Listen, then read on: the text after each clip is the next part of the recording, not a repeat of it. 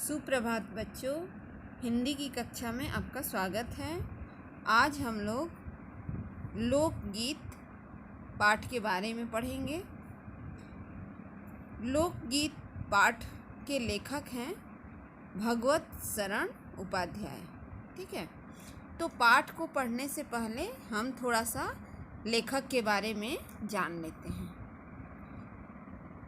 भगवत शरण उपाध्याय जो हैं, उनका जन्म सन 1910 ईस्वी में बलिया जिले के उजियारपुर नामक ग्राम में हुआ था। इन्होंने अपनी प्रारंभिक शिक्षा अपने गांव में ही प्राप्त की। संस्कृत विषय में इनकी बचपन से ही बहुत ज़्यादा रुचि थी। प्रारंभिक शिक्षा प्राप्त करने के पश्चात उपाध्याय जी जो हैं वो काशी आ गए और यहीं पर काशी हिंदू विश्वविद्यालय में इन्होंने प्रवेश लेकर प्राचीन इतिहास विषय में एमए की उपाधि प्राप्त की। इसके बाद वे बिरला महाविद्यालय पिलानी में प्राध्यापक पद पर कार्यरत रहे। उपाध्याय जी जो थे वो पुरातत्व विभाग, लखनऊ संग्रहालय तथा प्रयाग संग्रहालय में भी अध्यक्ष पद पर कार्यरत रहे। इसके उपरांत ये प्राचीन इतिहास विभाग उज्जैन में अध्यक्ष और प्रोफेसर भी रहे। उपाध्याय जी ने अनेक बार यूरोप, अमेरिका, चीन आदि देशों की यात्राएं की और वहाँ पर भारतीय संस्कृति और साहित्य पर महत्वपूर्ण भाषण दिए। इन्हें भारतीय संस्कृति से बहुत ज़्यादा लगाव था। ठीक है, किंतु ये रूढ़िवादिता एवं परंपरावादिता में विश्वास नहीं रखते थे। उपाध्याय जी जो हैं वो मॉरिशस में भारत के उच्चायुक्त पद पर भी कार्यरत रहे और वहाँ से अवकाश ग्रहण कर ये देहरादून आकर वहीं निवास करने लगे तथा देहरादून में ही अगस्त सन 1982 ईस्वी में इनकी मृत्यु हो गई। ठीक है, इनका जन्म कब हुआ था? तो 1910 ईस्वी में और 1982 ईस्वी में इनकी मृत्यु हो गई 72 वर्ष की आयु में।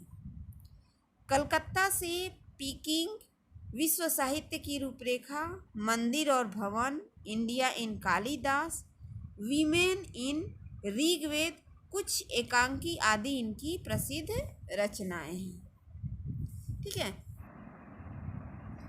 आइए अब हम पाठ के बारे में पढ़ते हैं। ठीक है, लोकगीत अपनी लोच, ताजगी और लोकप्रियता में शास्त्रीय संगीत से भिन्न है। लोकगीत सीधे जनता के संगीत हैं, घर, गांव और नगर की जनता के गीत हैं। इनके लिए साधना की ज़रूरत नहीं होती। त्योहारों और विशेष अवसरों पर ये गाए जाते हैं। सदा से ये गाए जाते रहे हैं और इनके रचने वाले भी अधिकतर गांव के लोग ही हैं। स्त्रियों ने भी इनकी रचना में विशेष भाग लिया है।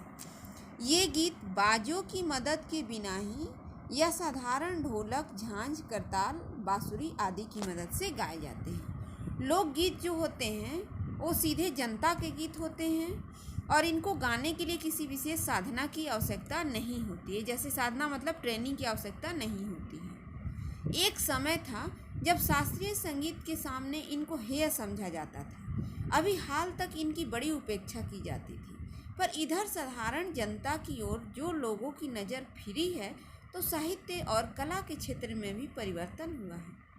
अनेक लोगों ने विविध बोलियों के लोक साहित्य और लोकगीतों के संग्रह पर कमर बांधी है और इस प्रकार के अनेक संग्रह अब तक प्रकाशित भी हो गए हैं। पहले लोकगीतों को मतलब शास्त्रीय संगीत की तुलना में बहुत ही हीन दृष्टि से देखा जाता था। ठीक है, लेकिन अब ऐसा नहीं रहा। लोकगीतों के कई प्रकार हैं। इनका एक प्रकार तो बड़ा ही ओजस्वी और सजीव है। यह इस देश के आदिवासियों का संगीत है।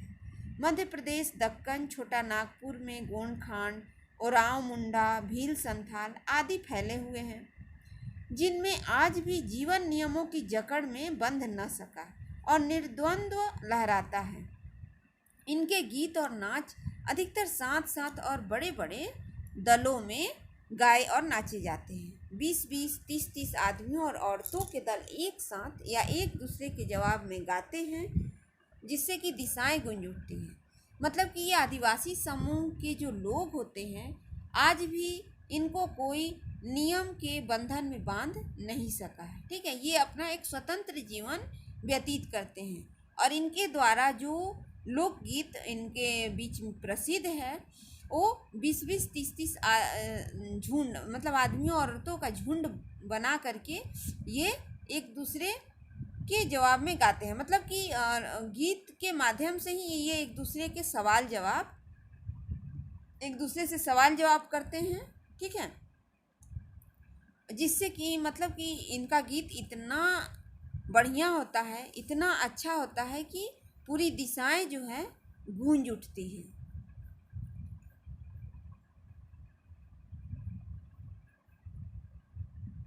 उसके बाद एक लोकगीत पहाड़ियों के अपने अपने गीत हैं। उनके अपने अपने भिन्न रूप होते हुए भी अशास्त्रीय होने के कारण उनमें अपनी एक समान भूमि है। गढ़वाल, किन्नौर, कांगड़ा आदि के अपने अपने गीत और उन्हें गाने की अपनी अपनी विधियां हैं। उनका अलग नाम ही पहाड़ी पड़ गया है। जो वास्तविक लोकगीत है वो देश के गांवों और देहातों में है। इनका संबंध देहात की जनता से है। बड़ी जान होती है इनमें। चैता, कजरी, बारहमासा, सावन आदि मिर्ज़ापुर, बनारस और उत्तर प्रदेश के पूर्वी और बिहार के पश्चिमी जिलों में गाए जाते हैं। बाउल और भतियाली जो है वो बंगाल के लोकगीत हैं। पंजाब में माहिया आदि इसी प्रकार के हैं। हीर रांझा, सोहनी महिवाल संबंधी गीत जो हैं वो पंजाबी लोकगीत हैं। उसके बाद ढोला मारू आदि के गीत राजस्थानी में बड़े चाव से गाए जाते हैं। ठीक है, ढोला मारू जो है राजस्थान का प्रसिद्ध लोकगीत है। इन देहाती गीतों के रचयिता कोरी कल्पना को इतना मान न देकर अपने गीतों के विषय रोजमर्रा के बहते जीवन से लेते हैं। ठीक है, जो उन गीतों में गाए जाते हैं वो ऐसा लगता है कि उनके जीवन में जो रोजमर्रा के जीवन में जो व्यतीत हो रहा है उसी को वो लोग गीत के रूप में गाते हैं, जिससे वे सीधे मर्म को छू लेते हैं। उनके राग भी साधारणतः पीलू, सारंग, दुर्गा, सावन, सोरठ आदि हैं। कहरवा, बिरहा, धोबिया आदि देहात में बहुत गाए जाते हैं और बड़ी भीड़ आकर्षित करते हैं। इनकी भाषा के संबंध में कहा जा चुका है कि ये सभी लोकगीत गांवों और इलाकों की बोलियों में गाए जाते हैं। इसी कारण ये बड़े आह्लादकर और आनंददायक होते हैं। राग तो इन गीतों के आकर्षक होते ही हैं, इनकी समझी जा सकने वाली भाषा भी इनकी सफलता का कारण है, क्योंकि लोकगीत जो होते हैं क्षेत्रीय भाषा में ही रचे जाते हैं, इसलिए ये और ज़्यादा लोकप्रिय हो जाते हैं। भोजपुरी में करीब 30-40 वर्षों से विदेशिया का प्रचार हुआ है। गाने वालों के अनेक समूह इन्हें गाते हुए देहात में फिरते हैं।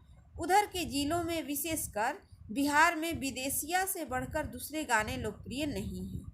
इन गीतों में अधिकतर रसिक प्रियों और प्रियाओं की बात रहती है, परदेसी प्रेमी की, और इनसे करुणा और विरह का रस बरसता है। ठीक है, जो विदेशिया गीत होता है वो क्या है, रसिक प्रियों और प्रियाओं के गीत हैं, और इनमें एक तरह का करुणा, दर्द और विरह मतलब बिछड़ने, मतलब अलग होने का एक भाव दिखता है।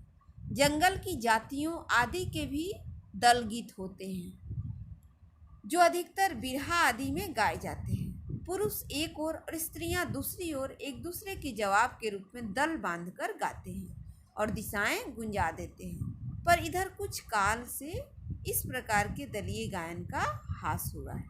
ठीक है, मतलब कि इधर कुछ दिनों से इस प्रकार के गीत उतने गाए नहीं जाते हैं। एक दूसरे प्रकार के बड़े लोकप्रिय गाने आल्हा के हैं। अधिकतर ये बुंदेलखंडी में गाए जाते हैं। ठीक है, आल्हा के गीत जो होते हैं वो बुंदेलखंडी भाषा में गाए जाते हैं। आरंभ तो इसका चंदेल राजाओं के राजकवि जगनिक से माना जाता है, जिसने आल्हा उदल की वीरता का अपने महाकाव्य में बखान किया। पर निश्चय ही उसके छंद को लेकर जन बोली में उसके विषय को दूसरे देहाती कवियों ने भी समय समय पर अपने गीतों में उतारा और ये गीत हमारे गाँव में आज भी बहुत प्रेम से गाए जाते हैं।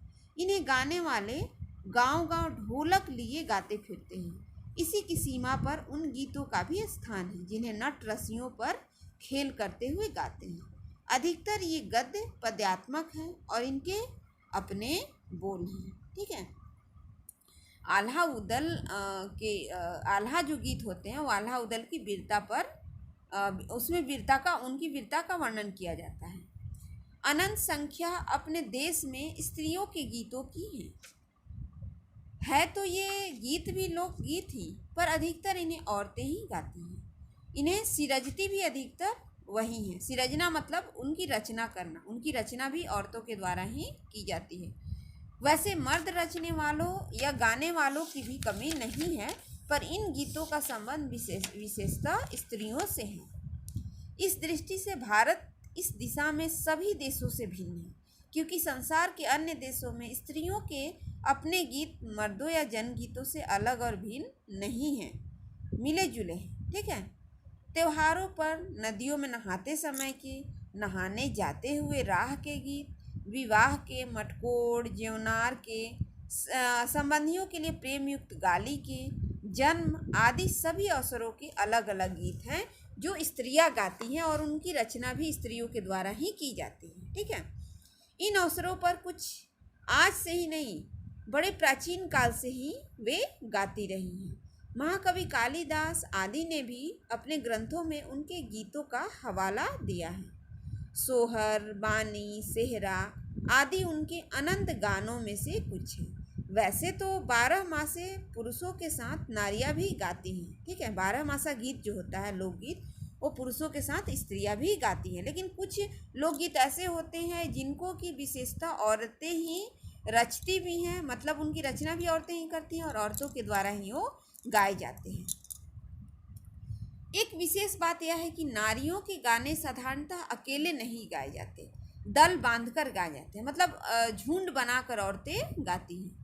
अनेक कंठ एक साथ फूटते हैं, यद्यपि अधिकतर उनमें मेल नहीं होता, फिर भी त्योहारों और शुभ अवसरों पर वे बहुत ही भले लगते हैं। गाँव और नगरों में गायिकाएं भी होती हैं जो विवाह, जन्म आदि के अवसरों पर गाने के लिए बुला ली जाती हैं।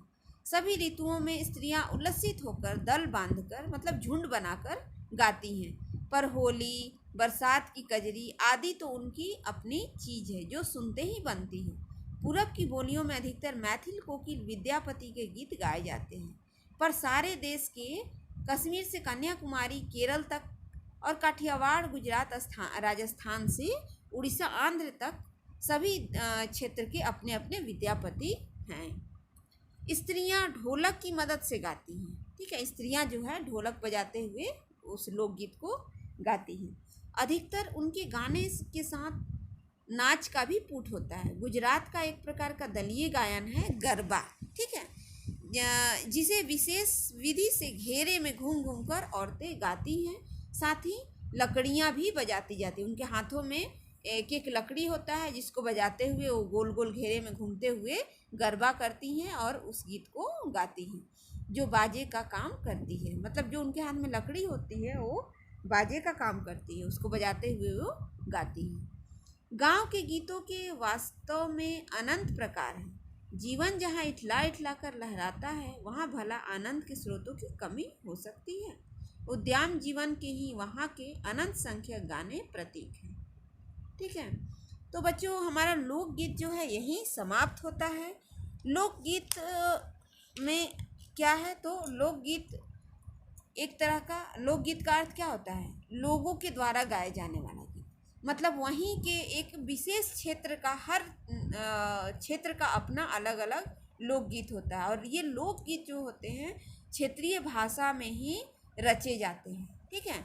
और वहीं के लोगों द्वारा इस तरह के लोकगीत बनाए जाते हैं और वहीं के लोगों द्वारा गाए जाते हैं और इनको गाने के लिए कोई विशेष संगीत या साधना मतलब संगीत की ट्रेनिंग की आवश्यकता नहीं होती है। ठीक है।